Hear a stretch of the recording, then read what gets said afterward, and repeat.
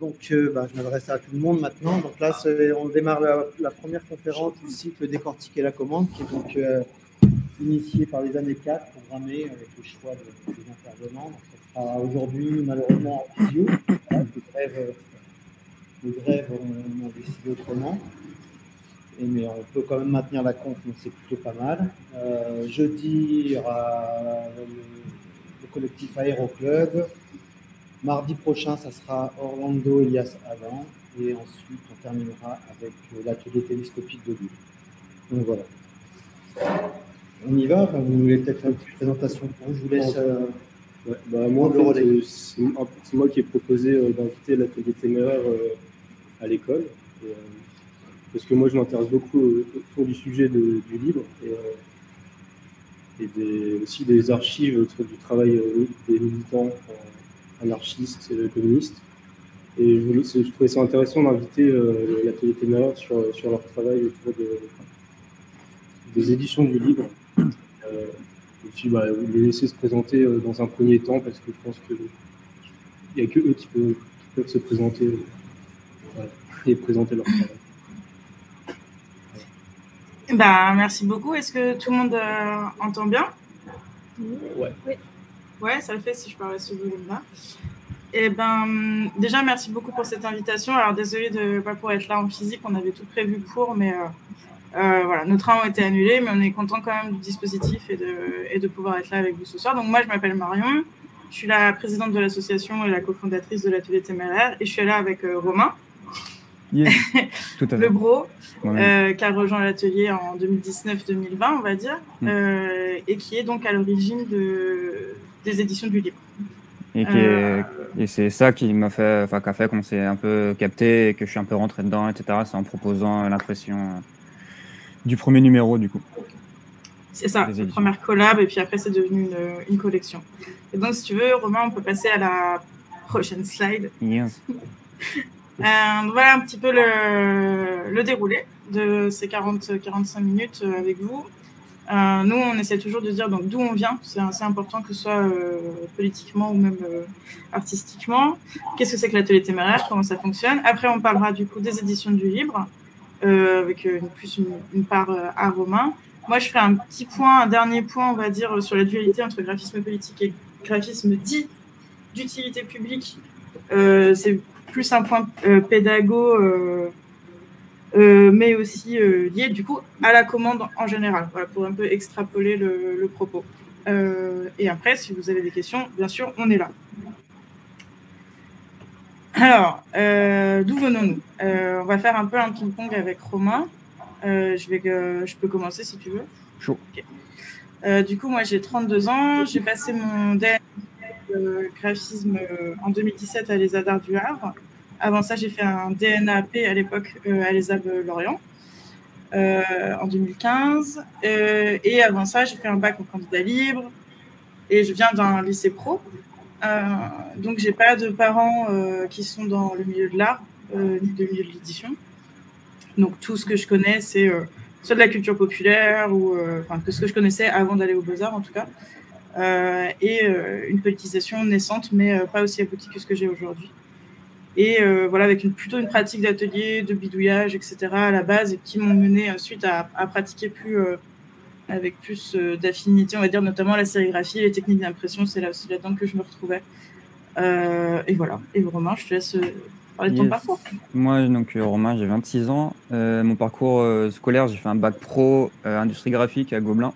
Ils avaient un CFA en banlieue qui a fermé depuis, où j'ai été un peu en concours de circonstances, et parce que je faisais vite fait du graphisme, en gros, depuis que j'étais au collège. Mais j'ai une pratique très pratique, en fait, du coup, du graphisme, où c'est vraiment un outil dont je me suis servi pour faire des images et X choses que j'ai besoin à l'instant T.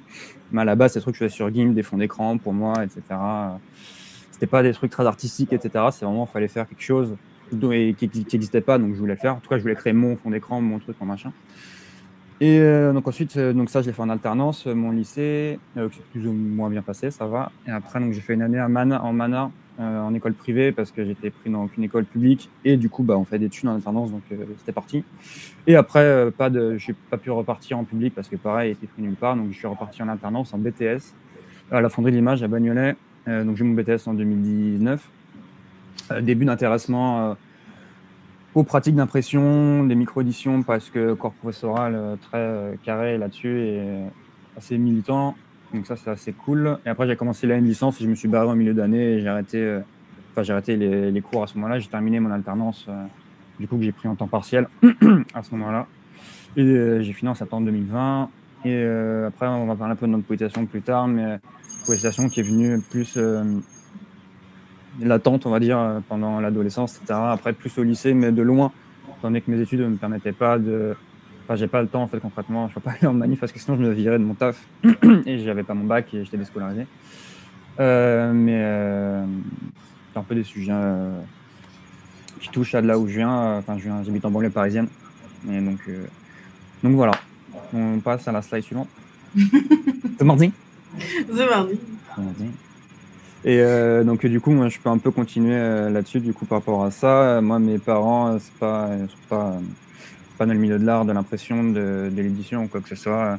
Mon père a travaillé à la RATP, ma mère est secrétaire.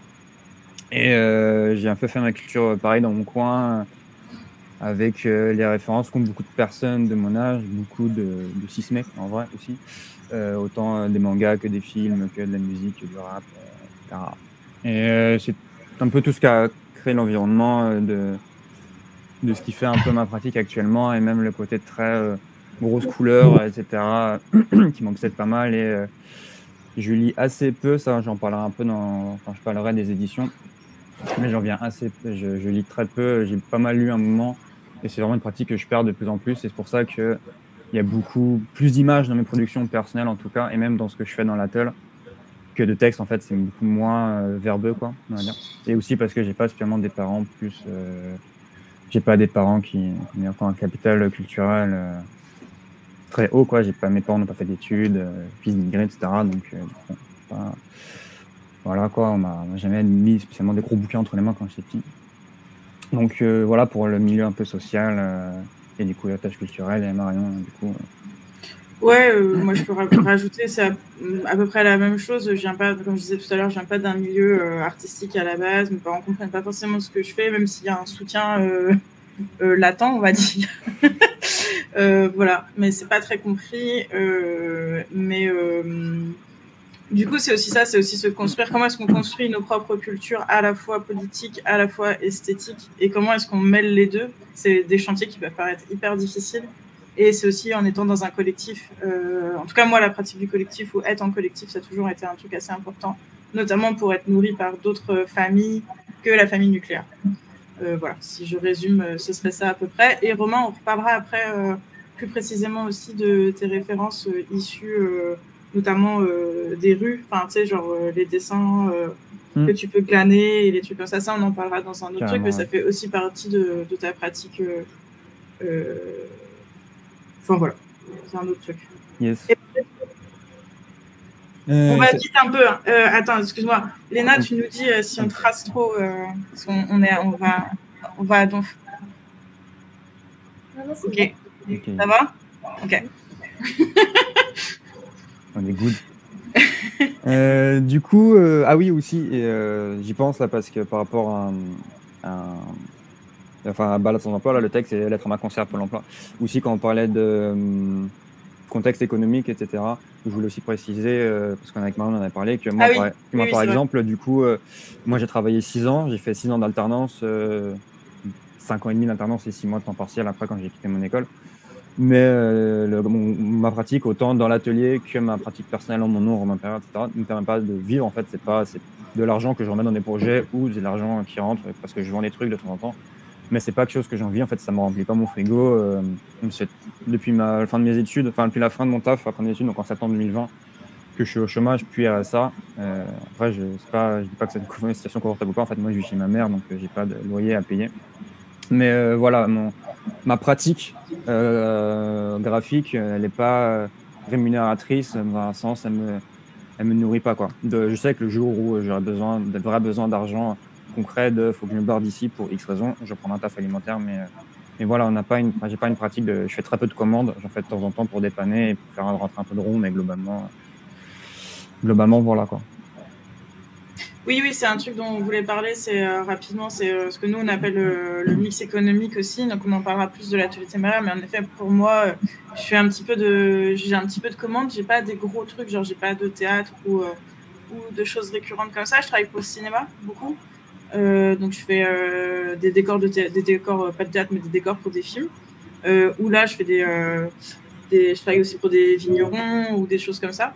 Et je travaille aussi pas mal dans le milieu de l'édition plutôt, sur de la coordination d'ouvrages ou des choses comme ça. Mais moi j'ai à la fois, je suis soutenue par le RSA depuis 5 ans, mais des fois j'ai beaucoup d'argent, des fois j'en ai moins.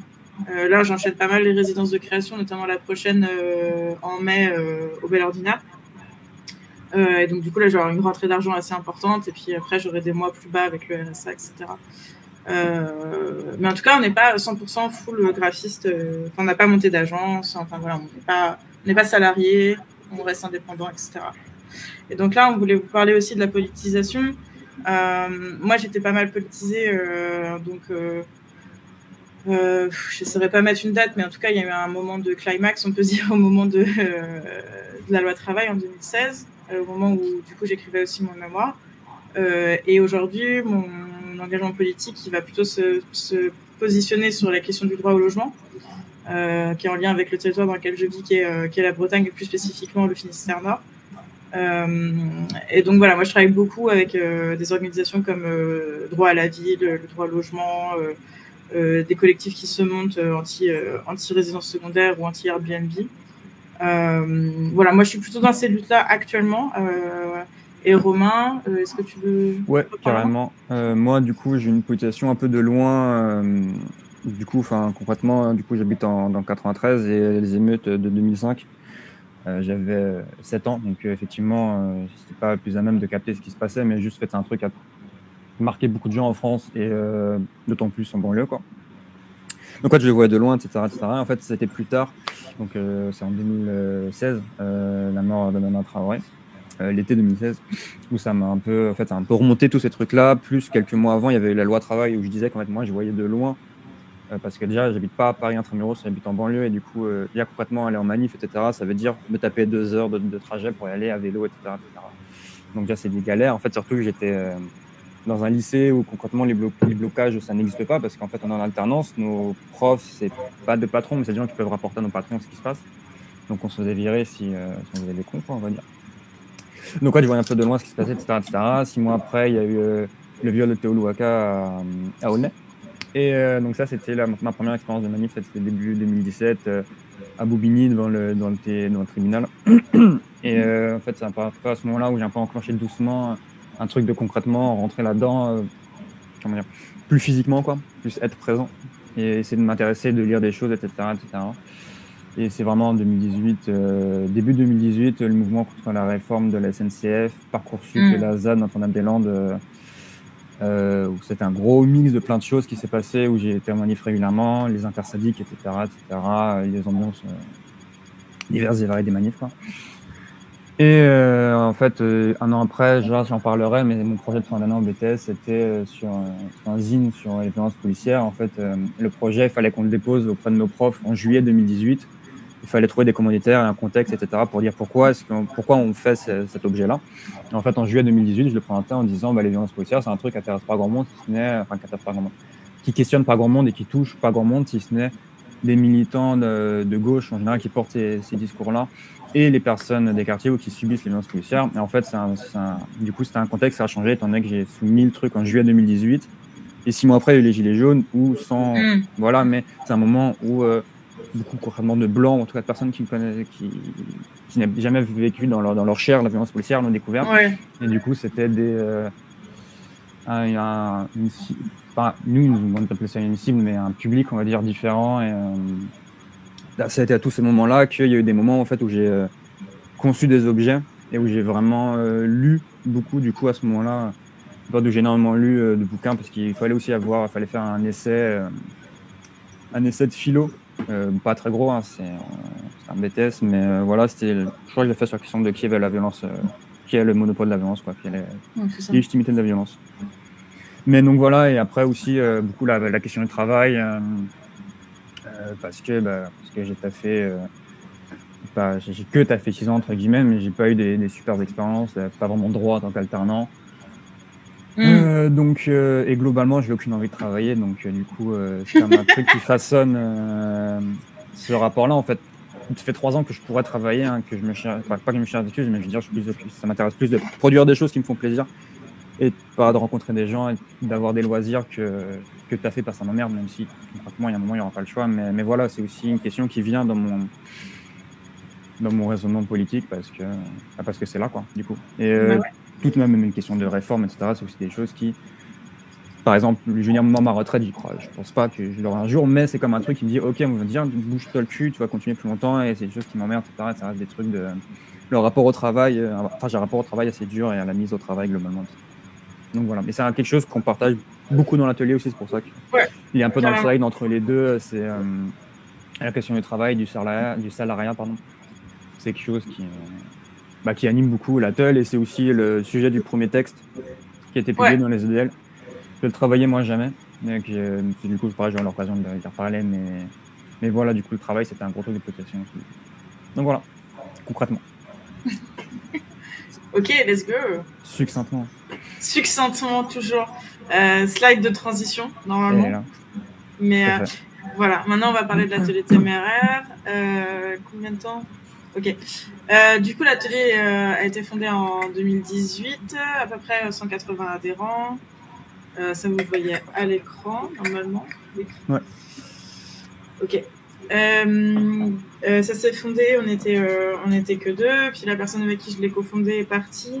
Et je suis restée avec cette entité-là qui fonctionnait plutôt bien, où on publiait des fanzines il y avait une résonance en tout cas à ce qu'on publiait, et donc du coup j'ai décidé de l'ouvrir plus et d'inviter à la base mes amis à faire du fanzina, avec toujours une ligne assez directrice qui est en fait publier des textes politiques, anarchistes, féministes, à la base vraiment liés au graphisme, mais en fait il y a très peu de textes qui lient graphisme et politique, qui ne sont pas sous une érigie de droit compliquée à accéder. Donc il faut connaître les auteurs ou les autrices pour pouvoir avoir accès à ça, et qui nous les donnent gracieusement, parce qu'on n'est pas dans une économie de ouf. Et en fait, ça a bien pris. Au-delà de mes amis, du coup, maintenant, il y a aussi des gens dernièrement qui rentrent dans ce collectif pour les mêmes envies, c'est-à-dire publier des textes en semi-anonymat ou en anonyme politique, mais mis en page avec les outils du graphisme contemporain. Pour des prix, voilà, c'est quasiment que du prix libre, il n'y a pas de prix fixe, donc on n'est pas une maison d'édition, on est vraiment un collectif de fanzineux. Et on essaye de faire corps aussi sur les questions notamment de travail, et on a toute une section, en fait on a un Discord avec où on peut discuter, et puis on a aussi tout un réseau de solidarité du coup pour les gens qui sont dans des salariats et qui ont besoin d'aide sur ou quand on chope des contrats pour discuter des droits ou des trucs comme ça, il y a aussi un réseau solidaire. L'atelier téméraire, il est plutôt basé à Brest, donc là où je vis avec mon conjoint. Mais on a des antennes donc, du coup en région parisienne, à Toulouse, à Strasbourg, à Rennes, en Belgique et dans le Jura. Si je n'oublie personne, je pense que c'est bon, je pense que c'est ça. On a du coup déjà donné une dizaine de workshops en école d'art, et ça c'est trop chouette aussi. Et voilà, il y a une 60aine de titres qui a été publié en 4-5 ans, ce qui est honnête, sans nous mettre trop dans la sauce, quoi. Voilà, je te laisse passer à la slide d'après. Donc même si je suis à l'origine de la fondation de cet atelier-là, il y a une volonté de ne pas me mettre en égérie ou en leader hyper charismatique, n'est-ce pas? Bien sûr, des fois, il y a des moments où là, il y a une sorte de hiérarchie qui s'impose pour mener à bien des projets de publication. Si vous avez déjà travaillé à plusieurs sur des projets d'édition, vous savez très bien de quoi je parle. C'est très difficile de bosser à plusieurs sur un livre, surtout quand il y a plein d'autres projets autour. Cependant, ça ne nous empêche pas de re-questionner ces liens de pouvoir et de mettre à mal aussi des hiérarchies, de dire en fait moi je suis pas ok avec ce qui se passe, ou émotionnellement j'étais pas prêt à faire ça, nanana. L'idée pour nous, c'est aussi que cet atelier-là reste un espace donc, d'expérimentation à la fois politique et graphique, et qu'on ne se contente pas de faire des choix de graphique et politique de confort, et qu'on essaie toujours d'aller à la marge et que ça ne devienne pas un taf. Parce qu'on a déjà des tafs, et l'idée, c'est pas de refaire ce qu'on fait déjà dans le cadre de commandes plus classiques, mais justement d'expérimenter, de chercher, de faire. Du coup, on ne produit pas forcément des très belles images. Enfin, si, mais. Ça dépend. Enfin, ça dépend, voilà. Des fois, c'est des trucs ratés et c'est hyper bien. Tu vois ce que moi, j'aime bien aussi. Là, vous voyez une image du FIG, vous nous avez vu pour certains, l'année dernière. Et voilà, c'est un peu à notre image, quoi. Mais c'était trop bien. Moi, nous, on a beaucoup apprécié. Mais c'est vrai que c'était le workshop, c'était tout le monde par terre et dessiner des trucs et puis voilà quoi. On est un peu à l'antipode de ce qui peut se faire parfois en termes de workshop de graphiste. Voilà, je pense qu'on peut passer peut-être à la slide suivante. Je trace, mais du coup voilà la question du mix économique. Comment fonctionne concrètement l'atelier? On a de l'argent par les ventes de fanzines, par les adhésions à notre association. Les animations socioculturelles, c'est un truc qu'on fait pas mal sur Brest et Rennes, qui nous ramène pas mal d'argent. Donc ça va être par exemple faire des ateliers, des initiations de sérigraphie, des ateliers Leporello, des ateliers peinture avec les mômes des centres sociaux et des trucs comme ça.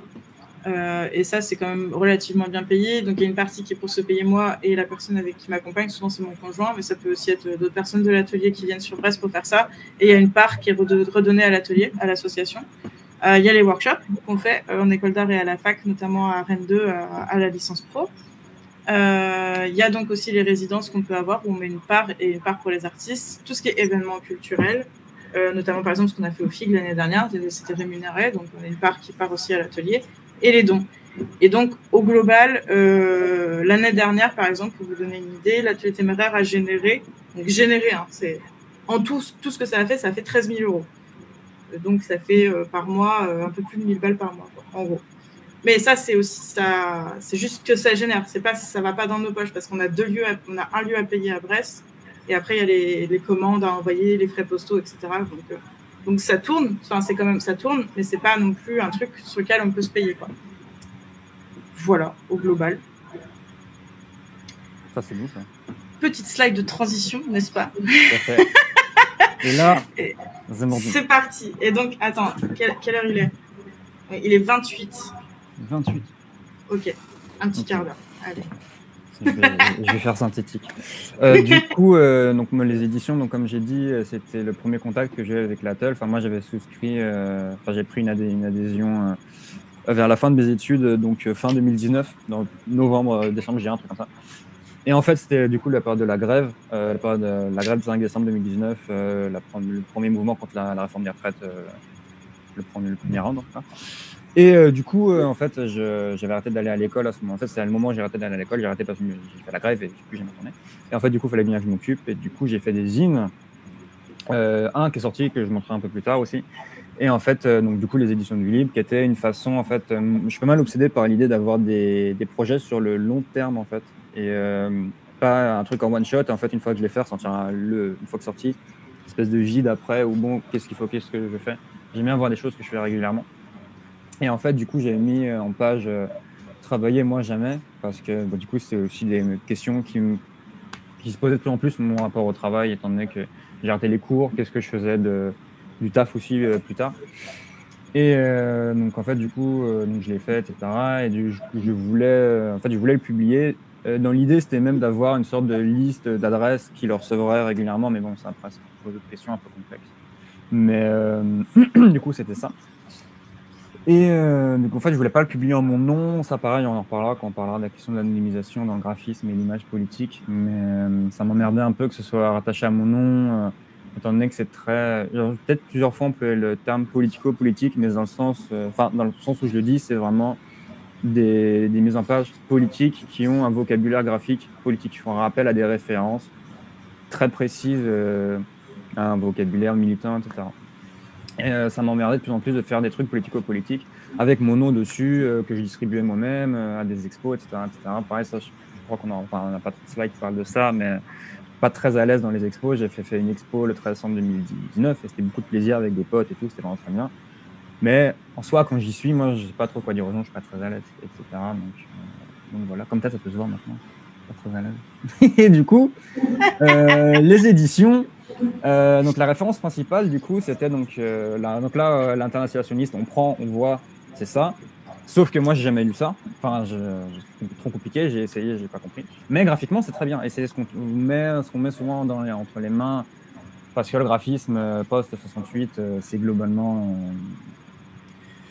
guide de bord, tout ça. Donc, oui, ça fait partie des références classiques. C'est ça. Dans ton parcours, tu croises un moment, quoi. Bah oui, quand tu regardes le graphisme politique en règle générale, ça fait partie des objets que tu traverses. Ouais. C'est ça. Et donc, du coup, graphiquement, en fait, c'est quelque chose d'assez fort. À l'intérieur, du coup, je crois que c'est que du texte, pour le coup, l'international situationniste. Et donc, dans les autres références, il y a, là, je regarde à côté parce que je crois qu'il est dans la bibliothèque, mais du coup, c'est Search and Destroy, c'est un collectif de New York, si je dis pas de bêtises. C'est l'image qui est en dessous l'international situationniste, c'est ça? Ouais, en fait, c'est les deux. Et, ah oui, c'est les deux. Parce qu'en gros, à gauche, en fait, du coup, ils ont un site, en fait, c'est vraiment un portail avec toutes les éditions. Beaucoup de textes, beaucoup de choses assez pratiques. En fait, là, celle à droite, c'est le Road Control ouverte. C'est vraiment une espèce de zine de 80 pages, je crois, un truc comme ça, peut-être un peu moins, sur technique d'autodéfense face à la police et dans la rue, quoi, globalement. L'ouverture de squats, etc. etc. Et graphiquement, c'est des choses assez fortes, avec du collage, imprimé un peu à la gauche, mais avec patchwork de plein de trucs, mais qui est vachement bien. Et en fait, graphiquement, ça me parlait beaucoup. Et en fait, le truc que le PDF puisse être accessible et qu'on puisse le lire en ligne, pareil, c'était quelque chose que je t'en putain, en fait, c'est bien. Peu importe qu'on fasse qu'il y ait de la thune là-dessus, en fait, juste le PDF il circule et qui peut finir dans des infokiosques, etc. C'est très bien. Et c'est un peu ces deux trucs-là combinés. C'était aussi en fait l'avantage de traiter un sujet au fur et à mesure. Le rythme auquel sortent les éditions, globalement, c'est assez proche mes questionnements du moment en général, étant donné que je lis pas sur des grandes durées, mais des petits articles comme ça me va. Et en fait, là, du coup, c'est un peu les sites où je vais glaner les choses à droite à gauche. En fait, donc là, c'est plutôt des sites où tu chopes les textes. Bah, les textes à gauche et les images à droite, en fait. D'accord. Et en fait, à gauche, la Cropote Free, c'est vraiment du texte. C'est vraiment du texte brut à la chaîne, quoi. Et l'autre bibliothèque anarchiste, c'est pareil.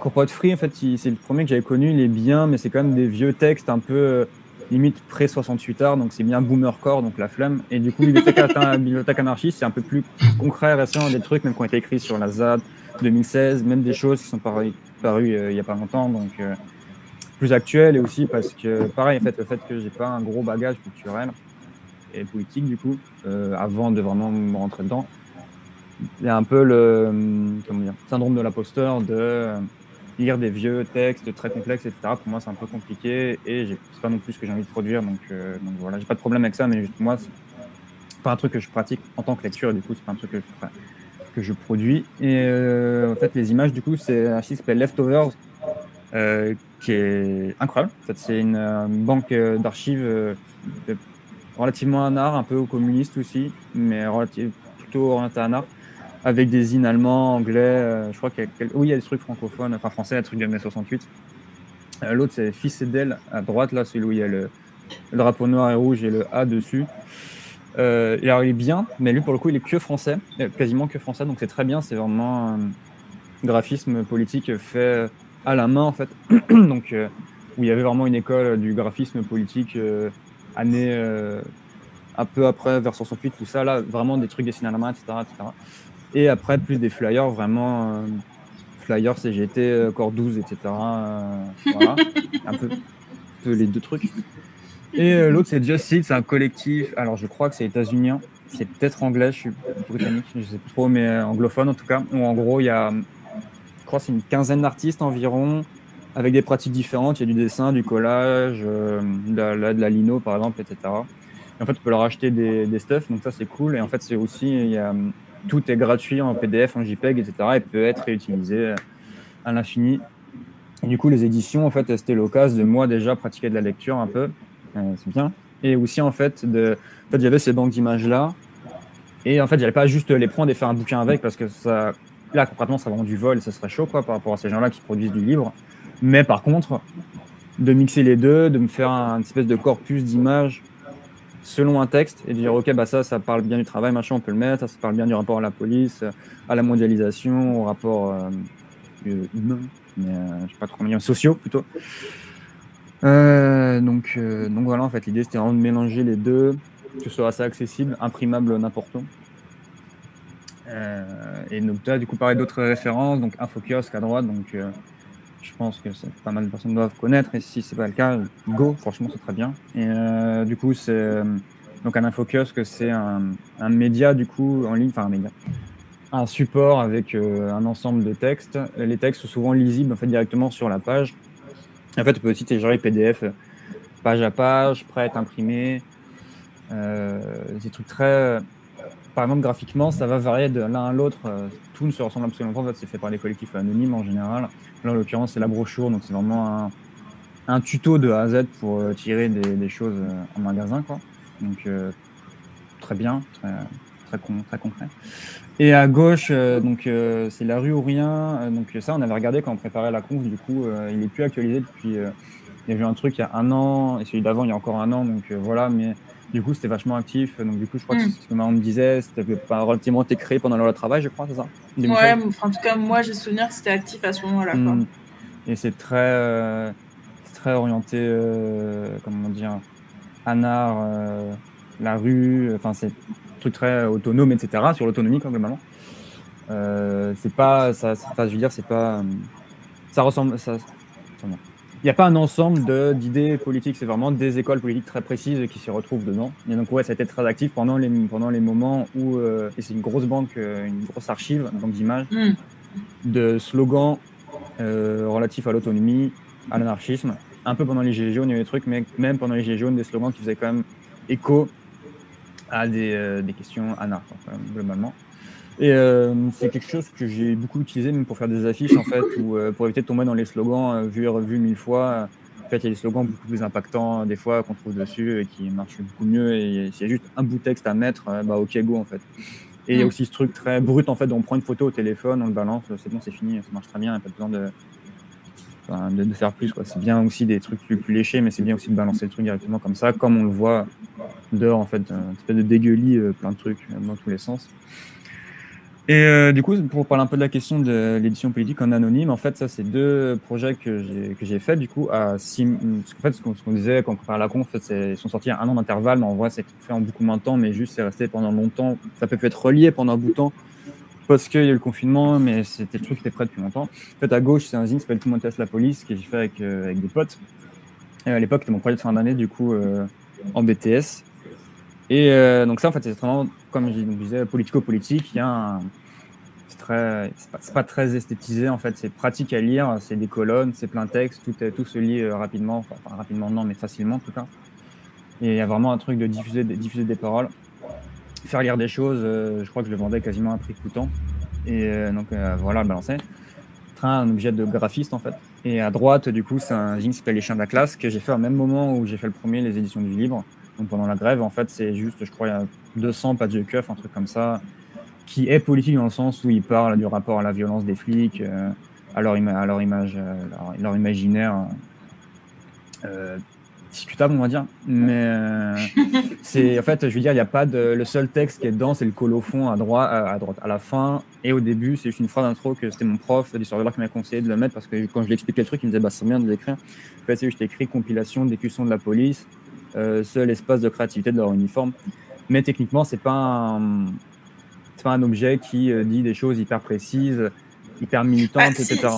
Bah si, d'une certaine façon. Là, en fait, c'est aussi en préparant ce temps-là, on s'est dit ça. C'est que, en gros, le journal que tu as fait, c'est vraiment un journal de commande. Parce que tu as dû imaginer une cible, comme tu disais. Et en fait, qu'est-ce que ça crée, un graphisme plus de commande avec quelqu'un qui est pas que exécutant. Tu as quand même fait des choix graphiques, c'est sûr. Et qu'est-ce que c'est sinon quand à côté, on a ce zine-là à droite, où c'est plutôt une pratique d'auteur pour le coup. C'est toi qui t'es dit, en fait, c'est assez fascinant, ces pages, c'est vraiment aussi des esthétiques d'extrême droite. Enfin, voilà, faut être aussi très clair. Et comment est-ce que toi, tu exprimes ta créativité par un biais politique, par du collage, c'est toute ta pratique. Et c'est vraiment la dualité. Et c'est le paradoxe ultime dans lequel on vit. C'est faire le travail de commande rémunérateur classico, qui est quand même politique, et le travail artistique de graphiste-auteur en parallèle, quoi. Ouais, complètement. Et du coup, moi, c'était vraiment l'idée, enfin la volonté de séparer un peu ces deux pratiques-là. De moi, de mon côté, avoir quand même une pratique d'auteur si j'en ai l'envie et si ce sujet me parle, enfin, j'ai envie de le traiter, mais d'avoir aussi une pratique beaucoup plus concrète et du coup, comme je disais, politico-politique et premier degré il y a des choses à faire circuler, il faut les faire circuler, il faut qu'elles soient accessibles, il faut qu'elles soient mises en page, il faut qu'elles soient au plus gratuites possible, le moins cher possible, etc., au prix coûtant, etc. Et du coup, voilà, c'était vraiment anonymiser, ou en tout cas ne plus avoir mon blaze écrit dessus partout, parce que je ne voyais pas l'intérêt, je ne suis pas à l'aise avec ça, et pour l'intérêt collectif, quoi, du coup.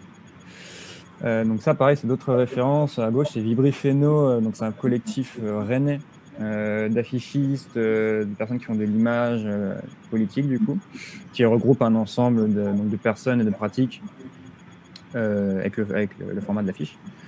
À droite, c'est EMDT, donc c'est un dessinateur politique qui signe MDT, quoi. Ça se passe son nom, son prénom, etc. Et donc voilà, c'est de faire circuler des images faites à droite, en EMDT. Si on traîne à Paris, en banlieue parisienne, ou dans des lieux de gauche ailleurs qu'à Paris, on voit globalement beaucoup de son travail, des stickers dans les chiottes, etc., des bars. C'est assez incontournable, mais c'est pas signé, en fait. On le voit beaucoup, c'est diffusé, mais c'est anonyme. Après, on va plus sur la question de désacraliser le graphisme par le fanzine, en fait, vraiment par rapport à l'objet direct, à partir d'une idée, et de ne pas s'emmerder, pas passer par 10 000 détours, et aussi, rendre accessible aux personnes qui veulent les acquérir, mais aussi pour les personnes qui les font, les images. À gauche, les deux premières images, c'est Les Hymnes dans le Salon, donc c'est un collectif qui est entre Montreuil, Bagnolet et Berlin. Qui en gros c'est des objets faits avec les moyens du bord. Donc ça c'est imprimé en numérique sur un scanner, si je ne dis pas de bêtises. Maintenant il y a une RISO qui est par exemple pas dispo, mais parce que des personnes travaillent qui peut y avoir accès, en fait. Mais du coup en fait c'est vraiment un rapport de on a tel objet de production sous la main, tel moyen de production, on va s'en servir, mais en fait, on ne va pas faire plus, on ne va pas investir des sommes faramineuses dans des projets, etc., parce qu'on a envie de faire des choses concrètes et rapides quand on analyse les envies. À droite, c'est Édition Banks, c'est un zine sorti sur quelqu'un qui était en prison à Fleury, je crois. Non, à Bois d'Arcy, c'est pardon. Et en fait, c'est un truc très...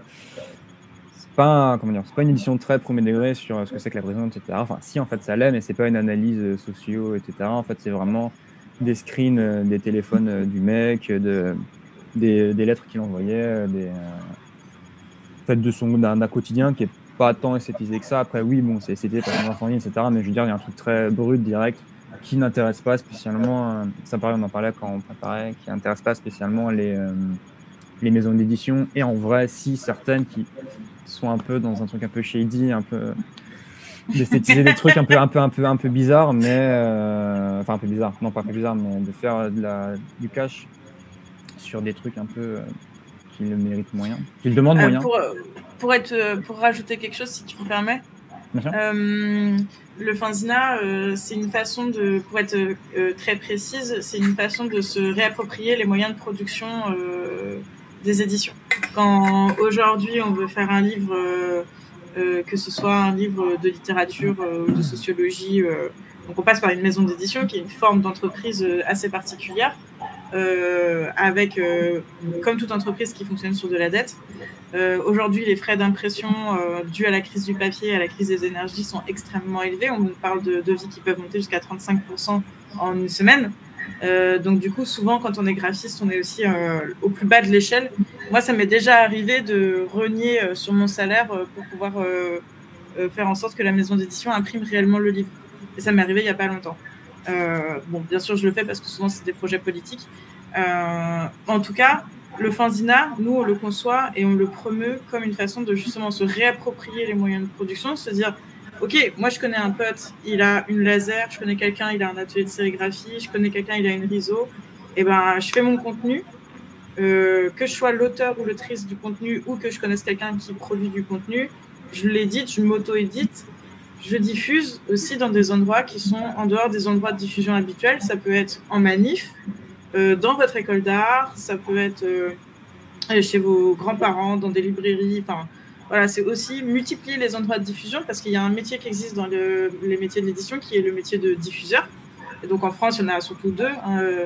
Enfin, il y a les belles lettres qui diffusent plein de trucs et il y a aussi dans le milieu politique, il y a Hobo Diffusion qui prennent un pourcentage sur les ventes des livres. Et donc tout ça, c'est une économie. Et je vous conseille le livre d'Éric Hazan sur ça, sur le milieu de l'édition en France chez La Fabrique. Donc, bien sûr, j'ai oublié le nom, mais qui est tout petit et qui explique aussi c'est quoi les dynamiques du livre aujourd'hui. Et en tant que graphiste, c'est aussi hyper important d'avoir conscience de ça pour pas vous faire ni avoir et savoir si vous avez envie d'être éditeur ou éditrice, comment faire. Et une bonne façon de commencer, c'est le fanzina. Et on peut montrer la slide d'après. Voilà. Ouais, bah c'est un peu la continuité de tout ça en fait. C'est des références pareilles assez perso. À droite, c'est la collection, la série de zines Cauchemar de Pierre Ferrero sur. Pareil, je sais pas quand est-ce qu'elle a commencé exactement, mais je crois que globalement c'est assez orienté sur les années Macron, donc depuis 2017. Et en fait, ça suit relativement l'actualité, mais en fait surtout ça traite des différents moments assez précis d'un sujet qui fait l'actualité politique en fait et qui agite globalement. En fait, les images, par exemple, pour Police Partout, en fait, c'est parce que c'est une image. Enfin, le dessin, surtout du keuf de la BAC, là, c'est une photo qui a beaucoup circulé. Enfin, je vois très bien c'est laquelle, c'est pour ça que je dis ça. Mais c'est en fait chaque édition est orientée sur un sujet précis. Et en fait, du coup, c'est vraiment de le faire chroniquement, mais de le publier périodiquement quand même. En fait, de mettre OK, bon là il y a cette page, OK, ça part. Là il y a un début, une fin, OK, ça part. Let's go. À gauche, c'est Bric-à-Brac, c'est une collection, c'est un zine, un ensemble d'illustrations de Johnny Jonky qui travaille souvent avec Robin Roche également, qui est un graphiste, et Johnny Jonky plus dessinateur que graphiste. Mais en fait, c'est vraiment ce truc-là de OK, j'ai plein d'images à montrer. OK, bah, je le mets en page. En fait, c'est en plus souvent des images imprimées avec les moyens du bord sur la réseau du coin, etc. Donc, OK, j'ai cet ensemble d'images. J'aime bien faire un truc un peu d'anthologie. Par exemple, Robin, c'est vraiment sur chaque année, il publie une édition une compilation de ses affiches. En fait, vraiment, on prend tous les fichiers, on les met mis en page l'une après l'autre et on imprime également en fait, sur la réseau du coin, un petit truc un peu comme ça, global de imprimer avec les moyens du bord les affiches et après les compiler et les imprimer également dans les moyens du bord. Et au milieu, c'est l'anthologie des vieux man de Camille Foucault. C'est pareil en fait, c'est la même chose en fait, c'est vraiment une compilation d'images l'une après l'autre, vraiment de collection d'une série de dessins qui en fait techniquement pourraient s'attendre à l'infini, mais les éditions étant un objet fini, du coup il y a un moment où il faut dire OK stop, là j'en ai assez pour faire une édition, mais de pouvoir le faire en fait facilement avec l'accès à une machine qui imprime quoi. Globalement du papier, un plioir et des agrafes. Mais voilà, côté très rapide j'ai envie de faire quelque chose, je l'ai fait, il faut que je le diffuse. Pareil, du coup je l'imprime, mais je le diffuse, mais assez concret en fait, parce que moi j'avais je n'ai pas parlé parce que voilà, mais j'avais monté une maison d'édition qu'on a fermée au bout d'un an. On a fait 2 bouquins. Là, c'est vraiment, il était question de faire des livres, de faire des objets imprimés chez l'imprimeur avec des gros devis, etc., et de être dans un objectif de faire des livres de plus en plus beaux avec le temps, donc de plus en plus coûteux. Et en fait, du coup, c'est très demandant en termes de temps, d'énergie, c'est des retours avec l'imprimeur, c'est des envois d'épreuves papier, etc., un peu sans fin, des rencontres avec des commerciales qui expliquent oui, mais voilà. Mais du coup, le fanzine, c'est des choses par lesquelles on ne passe pas pour avoir cette pratique-là, ou rarement en tout cas, et c'est très bien comme ça. Donc, voilà, globalement. C'est très bien comme ça, c'est ça qu'il faut retenir. Et du coup, ça c'était pour parler un peu de la question du graphisme qui véhicule est chargé en fait d'idées, d'opinions et qui fait qui fait politique en fait. À gauche, c'est une édition de Hugo Amnouche qui s'appelle Le Bachoriel, qui est une édition en fait, qui est un guide plutôt sur l'utilisation de l'écriture inclusive. En fait, au-delà du juste point médian, etc. En fait, il y a différentes façons de le faire.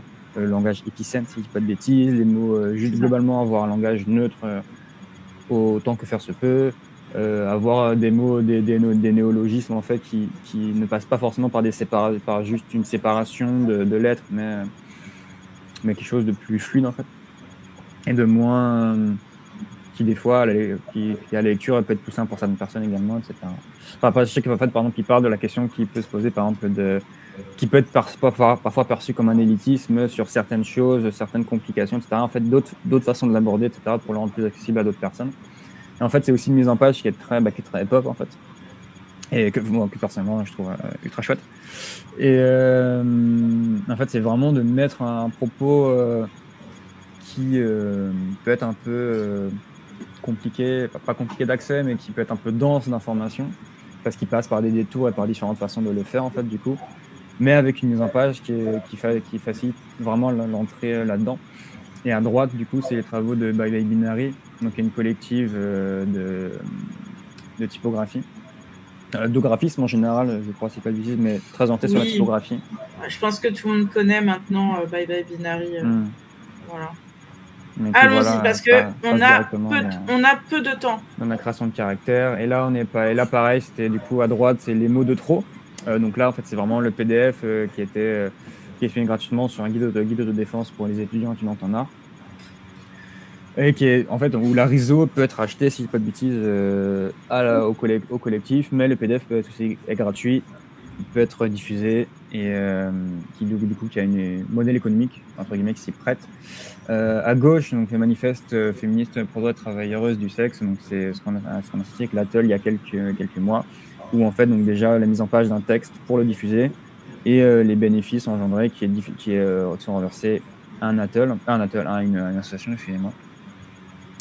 Et au milieu, du coup, c'est le guide de les règles de conduite pour hétéros en club, fait par Alix H. Mourier, qui est imprimé à l'atelier Morsure en Paris Print Club. Donc pareil, qui est une réutilisation d'outils plus classiques, en fait, on va dire, enfin pas classiques, mais traditionnels, artisanales, etc. En fait, c'est des caractères en plomb, en la main, etc. Mais pour une utilisation beaucoup plus différente, qui sort du cadre vraiment du beau livre, etc. Donc, page de transition. Et là, pourquoi ? Et je vais demander comment on fait parce qu'il nous reste pas mal de trucs à dire et on a peu de temps. Du coup, je sais pas trop comment on peut faire. Parce que c'est 19h00, on arrête, c'est ça ? Non. Allez-y. Vous avez le bon ? Ouais. Ok. Bon, je pense qu'il y en a encore pour 20 minutes. C'est pour ça que je préfère vous dire tout de suite. Je pense qu'en speedant un peu, il y a à peu près 20 minutes encore. Est-ce que c'est OK ? Ouais ? Ok. Bon. Sinon, on fait une pause. Hein. Moi, je m'en fous, c'est pareil. Phrase de prof. Franchement, je suis payée pareil. Du coup, je reprends un petit peu la main, mais je vais aller assez vite aussi sur ces trucs-là. C'est aussi pour vous présenter un petit peu qu'est-ce que c'est que de la commande d'image politique. Et donc, on l'a séparé en deux parties. Il y a l'image politique syndicale et l'image politique de commande publique proposée par des villes. Et après, on fait une petite exploration très rapide de l'image spécifique de théâtre. C'est que des images que vous connaissez normalement si vous êtes en second cycle. Et ben, je te laisse passer la slide suivante. Je suis désolée, j'ai beaucoup te dire ça. On commence par les incontournables, les Grappus. Donc, on est sur une campagne pour la CGT qui date des années 70-80, on va dire. Donc en bas, on a le logo qui a été proposé par Grappus et qui a été utilisé par la CGT pendant assez longtemps, et une campagne IAO qui a été produite aussi par cet atelier-là pour des congrès, le congrès syndical, et la plus grande image, c'est pour Pour lutter et gagner, créez le syndicat dans vos entreprises. Syndiquez-vous, CGT. Normalement, vous êtes tous familières du travail de Grappus. Je ne vais pas faire tout un exposé là-dessus. Il est notamment, c'est intéressant de regarder ça et de garder ça en tête quand on va regarder d'autres choses. Voilà, je te laisse passer à la slide suivante. Alors, l'incroyable travail d'Anaïs Sanjabet pour du coup Solidaire. Donc, j'espère que vous connaissez ces images-là parce qu'elles sont souvent dans les villes et graphiquement, elles sont hyper intéressantes. Je ne sais pas si il y a des gens qui écrivent actuellement leur mémoire et sur le graphisme politique, mais en tout cas, je pense que c'est un super sujet d'étude. Je pense qu'Anaïs, elle a été assez intelligente pour proposer une typo qui fonctionne hyper bien, une gamme de couleurs qui fonctionne hyper bien, et après, elle a dû faire quelques images, et le reste, ça doit être fait en interne. Et c'est un peu un kit graphique, et c'est hyper malin, parce que je pense pas que ça a été payé très cher. Et du coup, elle a quand même réussi à redonner un souffle à un imaginaire et à une imagerie pas évidente qui est l'imaginaire et l'imagerie des syndicats. Et moi, je trouve ça absolument magnifique. Voilà, c'est vraiment très court, hein. C'est juste pour remettre un peu les idées après le fanzina. Et donc là, on va parler donc des commandes d'images politiques publiques. Et là, en ce moment, il y a notamment toute une campagne autour du SIDAction, que vous avez dû voir. C'est une photo avec deux lèvres comme ça qui se touchent. Ça, c'est une commande. Enfin, c'est l'association, je pense, qui a commandé le graphisme, mais c'est une association qui est subventionnée, donc ça pourrait être du public, de l'argent public. Voilà. Et donc là, on va regarder un petit peu ce qui s'est fait dans les années 2000. Donc, je ne sais pas si vous connaissez, ça c'est le travail de Nous travaillons ensemble, avec notamment Isabelle Gégaud, qui était à Grappus sur la fin de Grappus. Et donc on a première image de gauche le 14 juillet, bien entendu, fête nationale, Youpi. Yeah. Il est là le 14 juillet. Au milieu, on a donc du coup une sensibilisation contre les violences conjugales. Après le 14 juillet, c'est bon. Il est encore là. Et toujours là. Et dernière image, donc une journée de partage et de mémoire sur la question de la migration. Et donc, la première image du 14 juillet, c'est une image qui a été commandée par la ville d'Aubervilliers. Celle du milieu, c'est Villetaneuse, et celle d'après, c'est encore Aubervilliers, et la dernière, c'est Saint-Denis.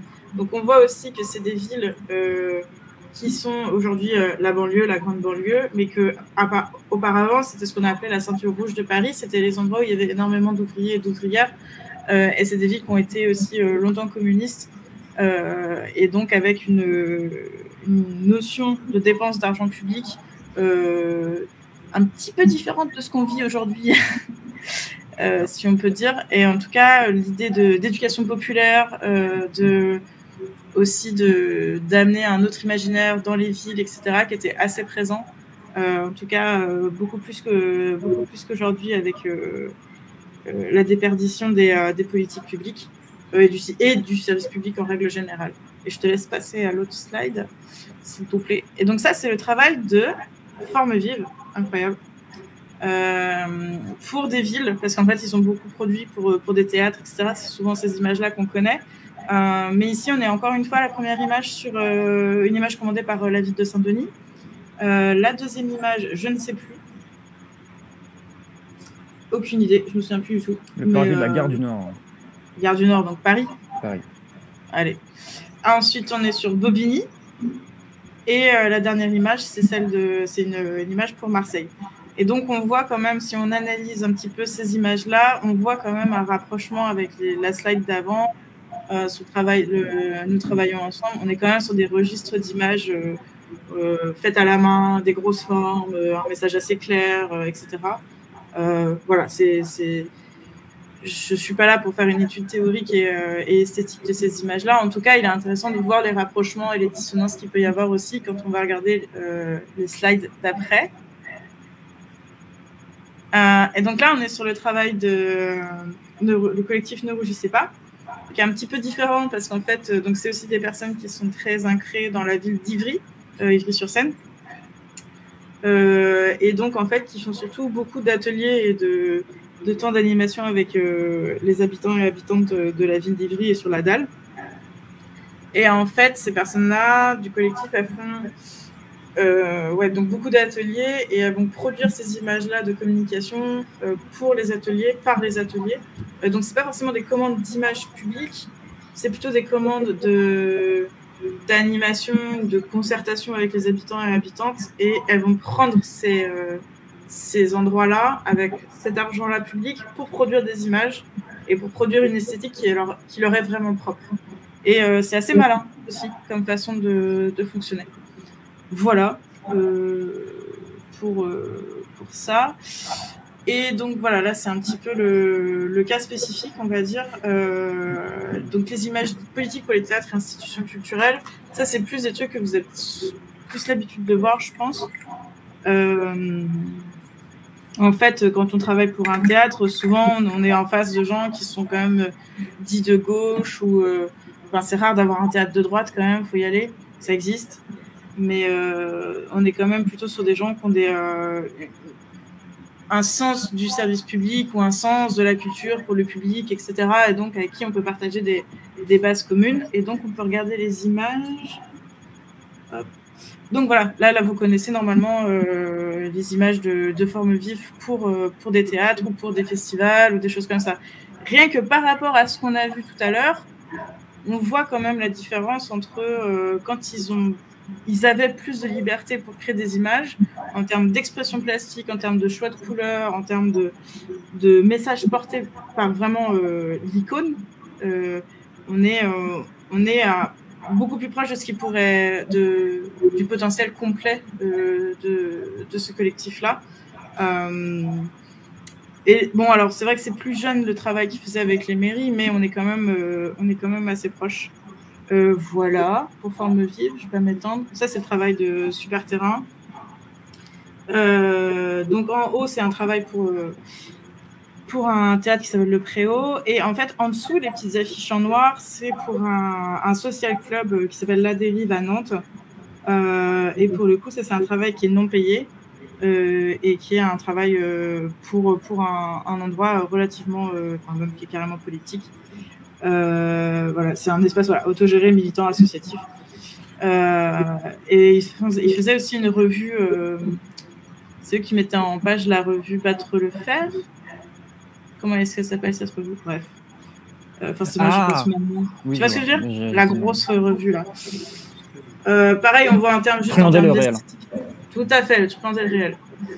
Rien qu'en termes d'esthétique, qu'est-ce que ça pourrait donner si on imagine, par exemple, l'image du milieu pour le Préau et on mettrait syndiquez-vous, CNT, ce serait trop beau, quoi. Mais bon, on n'y est pas. Voilà. Et donc, tout ceci nous amène à la question qui est assez primale pour nous, qui est la question de l'autocommande. En bas, c'est des images de l'atelier MacLean. Et donc, on va vous expliquer un petit peu plus comment est-ce que nous, on conçoit cette notion-là d'autocommande. Donc, je te laisse. Oui. Alors, c'est un vieux schéma. Enfin, c'est un schéma qu'on a fait l'année dernière, il y a 2 ans, je ne sais plus, pour une autre conférence à Chaumont. Je vais en parler très rapidement. En gros, il y a un secteur d'activité qui peut être un théâtre, un syndicat, une organisation politique. Ce serait plutôt un secteur d'activité, ce serait par exemple le politique, et on aurait donc un commanditaire qui serait par exemple un syndicat, qui nous demanderait de faire une image pour le retrait de la réforme des retraites. Et nous, en tant que designer, on s'inscrit dans une pratique du design, qu'elle soit plutôt une pratique picturale, une pratique typographique, une pratique de motion. Et donc, ensemble avec le commanditaire et le designer, on se retrouve sur le sujet et donc on produit logiquement un objet. Voilà, je te laisse passer à la slide d'après. Et puis il faut que je sois aussi à jour moi. Cet objet-là, il va forcément arriver dans un flux d'autres images et cet objet devient autonome et indépendant dans ce flux en dehors de ce que nous on peut proposer.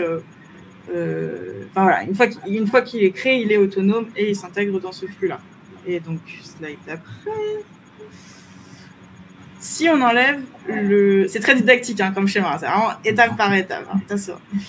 Si on enlève le secteur d'activité et si on enlève le commanditaire, il reste les pratiques du design, il reste le designer, donc vous ou nous, il reste l'objet à produire, et par contre le sujet peut être beaucoup plus proche de nous et n'est plus corrélé à un secteur d'activité, mais beaucoup plus proche du coup du sujet même de la pratique du design. Je te laisse passer à la slide d'après.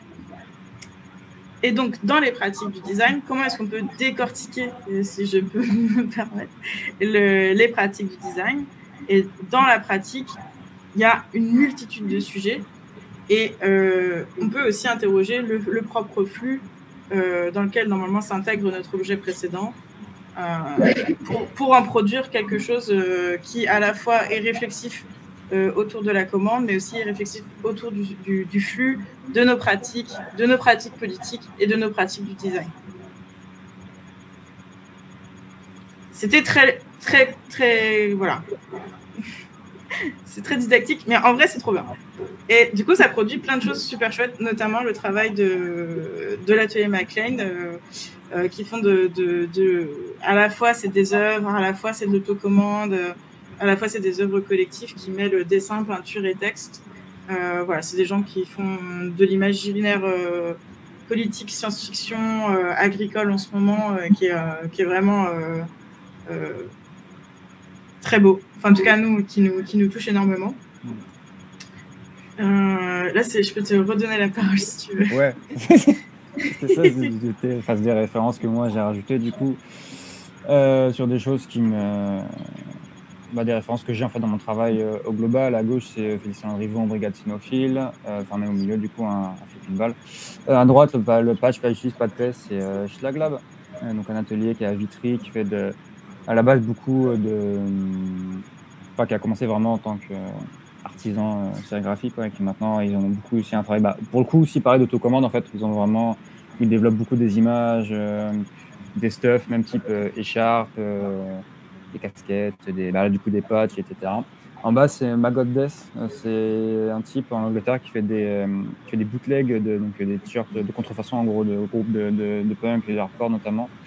Et aussi du coup pas mal orienté, aussi on fait des références communes en fait, que j'ai avec lui, parce que beaucoup de ces images qu'il prend, parce qu'il a aussi une pratique politique comme ce t-shirt là du coup. Beaucoup des images viennent de Leftovers en fait, je pense, parce que le mec est anglais. Alors oui, c'était des images anglais, Class War par exemple, mais je pense que beaucoup viennent pas vraiment des références communes, quoi. Donc c'est des façons de faire différentes de faire de l'image politique. Et en fait aussi pareil en fait, Lee McKay, moi c'est le genre de choses que quand j'ai vu, c'est le genre de choses où je me suis dit, ok, c'est possible de faire de l'image politique autrement qu'avec un discours strictement politique, hérité de mai 68, avec toujours les mêmes références. C'est possible de le faire en fait. Là, pareil, c'est d'autres références. À gauche, c'est la revue Jaune Pisse, avec tout un tas de personnes qui contribuent. Au milieu, de quoi parlons-nous quand nous parlons d'un avenir sans police? Les Inans Salon, l'affiche Plafond de verre, l'atelier hippie. Community Without Cops, c'est Black Lodges Press. En bas à droite, je sais plus, ça vient d'un zine que j'ai vu passer sur Instagram. Parce que du coup, pareil, comme je disais, j'ai une partie de la collection dans mon travail dans les éditions du livre. J'ai une pratique de la collection assez intense au quotidien, où je consomme beaucoup d'images sur Internet ou en vrai, depuis que je suis petit, j'aime bien accumuler des choses. Et je continue de le faire, peut-être un peu trop des fois, mais voilà. Et c'est aussi dans ma pratique, du coup, ça se ressent... la moitié des choses que je me donne des fiches, c'est des trucs que je trouve dehors, c'est des trucs que je trouve sur des sites, c'est des trucs que je trouve sur Instagram, c'est des trucs qu'on m'envoie, etc. En fait, moi, concrètement, je produis l'amalgame de tout ça, mais le tout vient de ce que je consomme au quotidien. Et c'est aussi, du coup, je pense, une façon de pouvoir faire de l'illustration, sachant que je dessine très mal, de pouvoir en faire quand même, malgré mes capacités moindres. Et en bas, bon, c'est des mèmes très très bien. C'est Basile Politique sur Instagram, c'est ça qui m'intéresse. Mais c'est un peu écho à tout ça. Mais c'est aussi une façon de faire de l'image politique. Enfin, c'est quelqu'un qui fait du shitpost très sur des... politico-politique pour le coup, vraiment sur ces sujets-là précisément. Très très bien. Et pareil d'Infocus, on est content, quoi. Et voilà. Et voilà. Vive la piraterie. Vive la piraterie. Donc, et dernière slide, c'est bien. Oui. Ah oui, voilà, ça c'est un peu des photos. C'est des photos de la table. Des trucs qu'on aime bien. Qu'on aime bien, et voilà. la rue pour aller au supermarché à côté de chez moi. Donc voilà. C'était l'atelier. C'est fini. Oh waouh. Incroyable. Tonnerre d'applaudissements. Fou. Donc du coup, si vous avez des questions, quoi, on est là.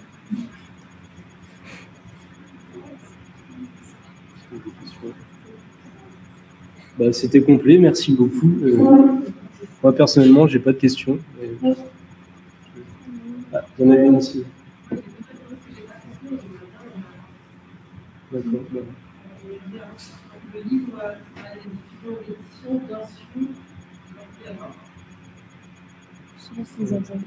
sûr. J'ai compris les éditions et la diffusion, mais j'ai pas tout compris la question, je pense. Bien sûr. Vas-y, ouais. Je veux bien que les personnes qui soient plus proches de l'ordi répètent la question, ce sera plus simple, je pense. Elle aimerait bien savoir sur la question sur une référence qui s'appelle Bien sûr, mais elle n'a pas tout entendu. Ah oui, non, c'est le livre que j'ai oublié. Ok. Attends, si, je l'ai, je l'avais. Attends, bouge pas. Non, tu vas pas bouger de toute façon. T'es là. C'est un livre d'Éric Hazan. Éric Hazan, c'est celui qui a fondé la fabrique. Et en plus, je l'ai cherché pendant que je vous parlais parce que bien sûr, ça me saoule. Est-ce que je pourrais le mettre dans le... Tu peux écrire sinon dans le messagerie. Ouais, dans le chat. Ah voilà, ça s'appelle l'édition sans éditeur. Hop. Celui-là qui est vachement bien. Et il a écrit un autre. Je crois que c'est Le contrôle de la parole. Qui est vachement bien. Et ça parle. Le contrôle de la parole, ça parle plus du fait qu'il y a des. En gros, il y a 3 grosses maisons d'édition en France qui ont tout le marché, quoi. Et voilà, en gros, c'est ça.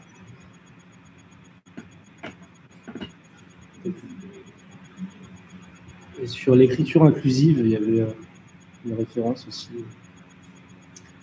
Sur l'écriture inclusive. Oui, Bye Bye Binary. Bye Bye Binary. Et il y avait et l'autre, c'est le Béchuriel. Je pourrais envoyer le lien. Faudrait que je le retrouve. C'est sur un site qui s'appelle Issue. C'est le même site où sont publiés, par exemple, les trucs de Search and Destroy. Faudrait que je le retrouve. Tout à l'heure, là, je l'ai pas sous la main, mais oui, je l'enverrai. Du coup, et aussi parce que sinon, je fais une capture d'écran de mon Discord. Et donc voilà. Mais je pourrais l'envoyer du coup. Mais oui, du coup, c'est fait par Hugo Amnouche, une étudiante à Toulouse, au Beaux-Arts, qui a fait le Béchurel l'année dernière, je crois, il me semble. Quelque chose comme ça. C'est Hugo Youngcube sur Instagram. Voilà, si vous voulez aller lui demander le PDF. Comment c'est sur Youngcube, comment ça s'écrit? Hugo Young, comme jeune, et Cube, CIBE. Ah oui. Où il a aussi un... Enfin, en vrai, je crois qu'il a un compte Insta qui est dédié au graphisme. C'est bloqué dans le DG ou Kebo dans le DG, un des deux. C'est Kebo dans le DG, je crois que c'est ça. N'hésitez pas à aller suivre cette personne. Non, je vais le mettre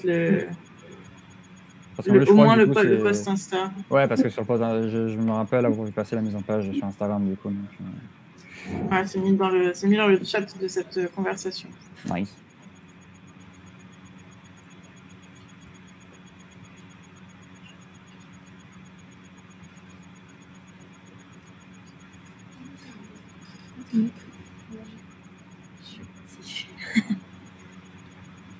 Ah, coucou.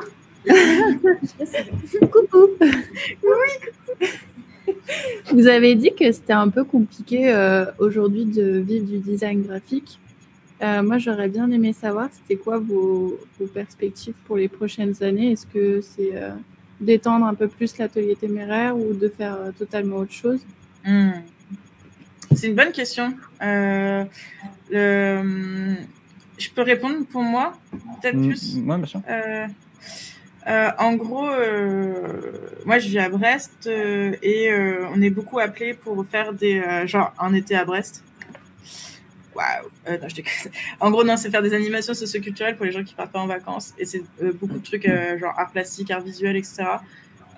Et on va faire un autre truc aussi qui s'appelle les Jeudis du Port, avec le Centre d'art passerelle qui est ici. Et en fait, il y a tout un pan où ça, c'est... en fait, dans les villes de villes moyennes, de taille moyenne, quand ça fonctionne bien, ton association culturelle, et ben, après, tu as tous les trucs, quoi. Et ça va hyper vite et ça peut être assez vite rémunérateur. Donc, du coup, il y a aussi ce pan-là que nous, on développe pas mal ici, localement à Brest. Ah, trop bien, vous avez trouvé la ref de Hugo. Et après, moi, je cherche à plus faire de résidence. Donc là, j'ai passé beaucoup de temps à envoyer des dossiers, un dossier notamment à la DRAC, mais aussi au Vortex. Enfin, voilà, je fais beaucoup de dossiers de résidence parce que c'est assez rémunérateur. Et moi, j'ai envie d'arrêter la commande parce que j'en ai fait quand même pas mal. Je suis sortie, tu vois, en 2017. Donc, j'ai eu la chance aussi de rentrer sur le marché du travail avant le Covid, ce qui n'est pas votre cas. Et en fait, le Covid, ça a vraiment fait beaucoup de mal au secteur de la culture en particulier. Et donc, du coup, moi, mon but, là, c'est d'arrêter de faire de la commande. Je veux plus bosser avec des clients qui n'ont pas un rond, mais par contre, qui ont envie de faire des super trucs. À chaque fois, c'est genre, ah, mais on peut pas mettre du gold et faire des trucs en gaufrage. T'es là, bah ouais, ok, t'as combien? Bah, j'ai 1000 balles. Là, bah non, en fait, enfin, c'est pas possible, quoi. C'est ça. Et où on se retrouve à renier sur nos parts, etc., pour que le projet se fasse réellement. Et moi, ça me fatigue. Donc voilà, moi, mon but, c'est ça. Et le but avec Atelier Téméraire, c'est en fait faire un peu ce truc-là, de faire des animations socioculturelles pour mettre une partie dans l'asso pour qu'on continue à pouvoir faire des objets à prix libre et pour qu'on continue à pas être dans un système capitalisant faut qu'on crée de la dette pour pouvoir payer les imprimeurs, pour pouvoir, être sur des trucs comme ça. Après, en vrai, moi, s'il y a un contrat de salariat pas trop dégueu, dans une école pas trop dégueu et tout, pourquoi pas. Mais faut vraiment que ça me branche bien parce que ma santé mentale est plus importante que l'argent. Donc voilà, en gros, moi personnellement où j'en suis. Toi, je sais pas si tu veux répondre vraiment à cette question. Si, je peux rapidement.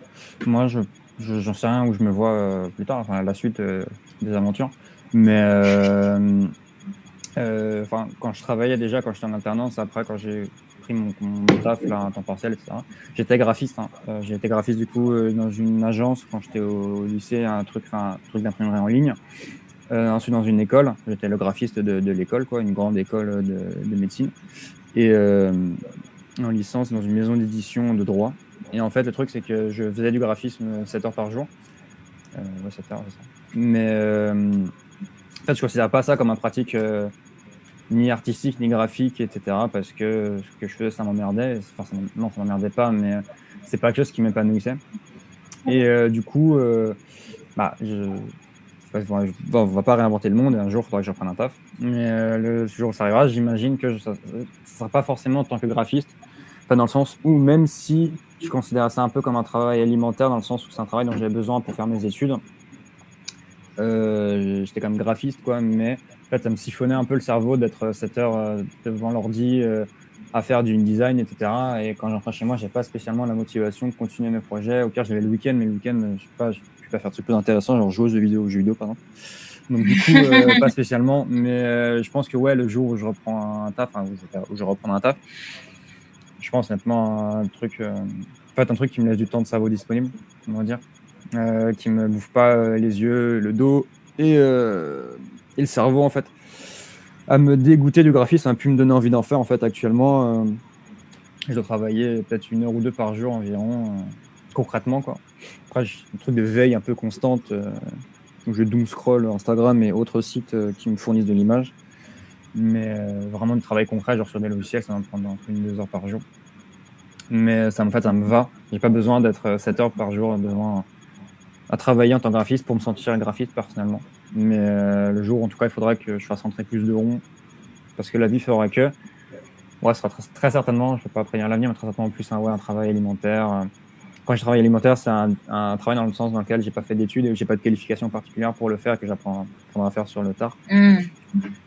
Parce que ça me gêne pas et ça me permet de dissocier mon temps de salariat, qui est pas un temps particulièrement qu'on se considère un peu comme un temps aliénant, que mon temps de ma pratique, qui serait plus récréative et plus libre aussi de ne pas rentrer dans des logiques de il faut absolument que je me bouge le cul et que j'aille finir un projet parce que sinon je bouffe pas à la fin du mois. En fait, j'ai pas envie que mon travail ça devienne ça. En fait.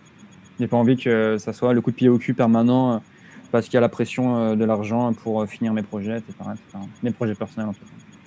Donc voilà. Ouais, mais c'est vrai que c'est compliqué. Enfin, c'est vrai que c'est des questions qui sont pas évidentes parce qu'après, en termes de débouchés, pareil, enfin, vous le savez, il y a plein de débouchés possibles suite à vos études. En fait, nous, on vous dit ça et on est aussi hyper heureux de pouvoir être invité dans une école d'art pour parler de ça parce que c'est une parole qui est assez minoritaire.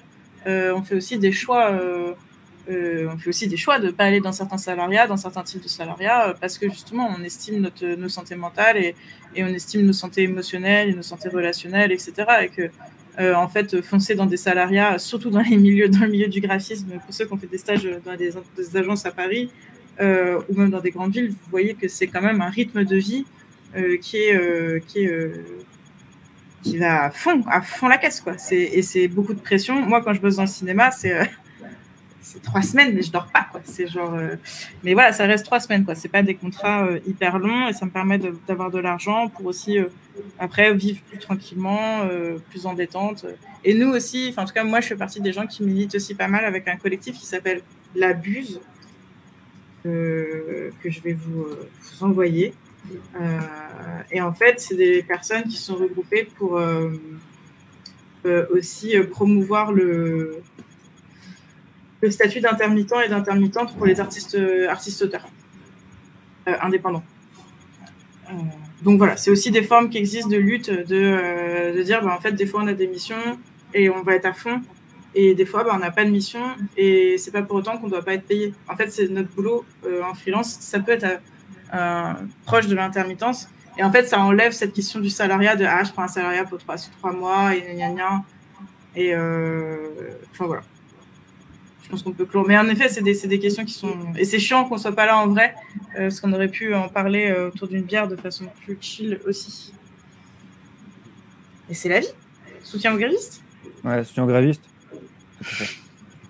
Soutenez les cases de grève si vous pouvez, c'est important.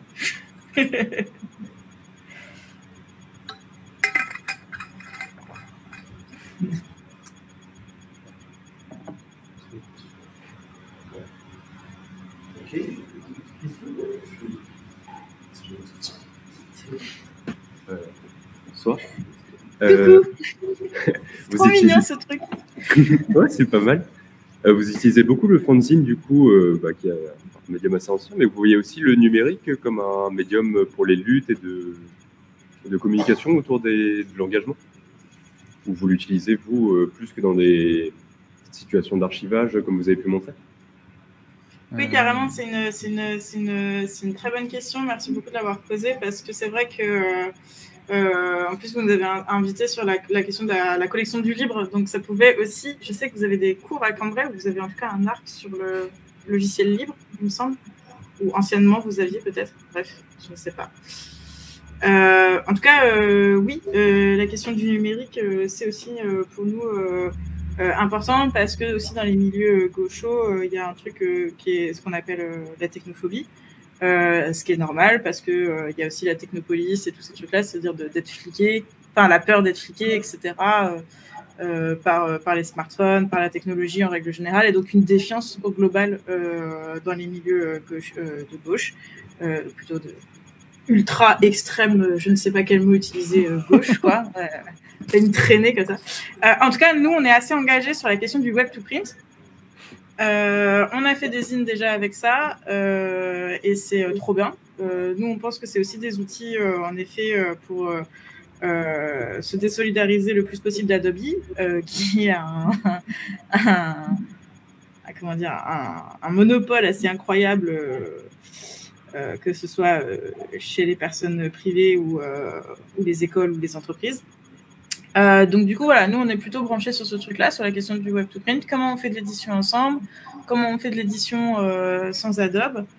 Et voilà, pour l'instant, on est plutôt sur ce truc-là. Nous, on est en train de monter un événement à Brest qui s'appelle Brest to Print.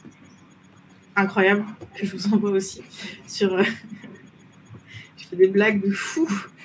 Sur les chapeaux de roue.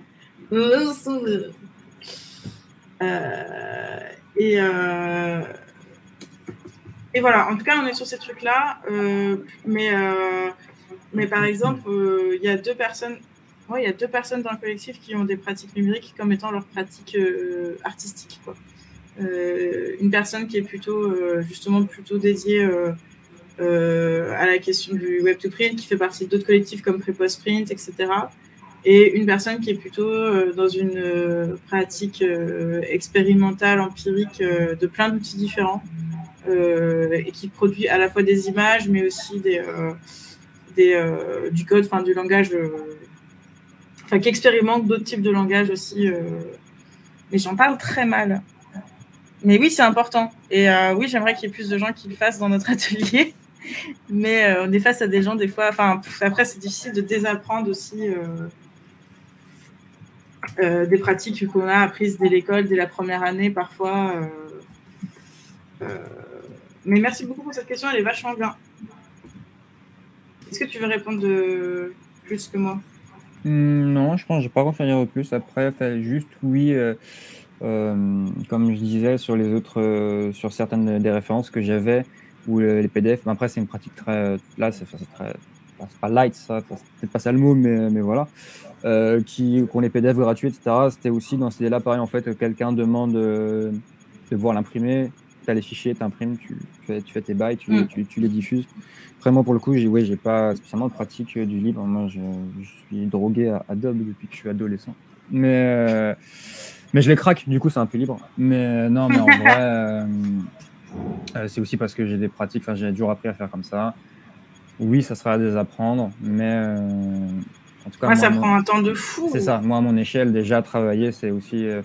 Me produire des choses, des fois, ça peut être un peu compliqué. Donc, du coup, on verra ça dans un deuxième temps. Mais en tout cas, par contre, oui, pour ce qui est de la diffusion, en tout cas. Oui, pareil, pour le coup, j'aimerais bien qu'il y ait une sorte de serveur directement accessible où tu peux aller choper tous les PDF que tu veux, tu les imprimes, tu as les fichiers prêts à imprimer, imposer, etc. Et c'est bon. Les trucs, tu les payes, tu les payes si tu as envie de les avoir et que tu n'as pas envie de le faire et ou que tu as envie de soutenir, etc. Mais en fait, d'où le nom édition du livre. En fait, après, l'édition du livre, ça s'appelle comme ça. Je sais pas si c'est un jeu de mots à la merde avec édition du livre, mais après, c'était aussi l'idée que ça se diffuse gratuitement, ouais. Mais après, ouais, moi, j'ai pas spécialement une pratique du libre, quoi. Plus que ça. Donc voilà. Mais j'aimerais bien qu'il y en ait plus aussi. Je suis pareil. J'y connais pas grand-chose. Donc, bon.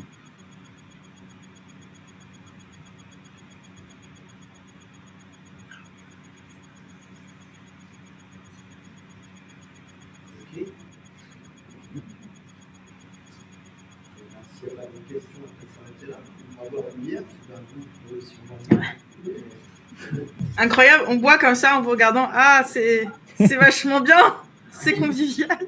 Ouais, merci beaucoup pour votre écoute. Je sais qu'on a un peu sprinté parce que moi je voyais le temps passer, mais en tout cas merci d'être resté. Vraiment désolée de ne pas être là. J'espère vous voir bientôt.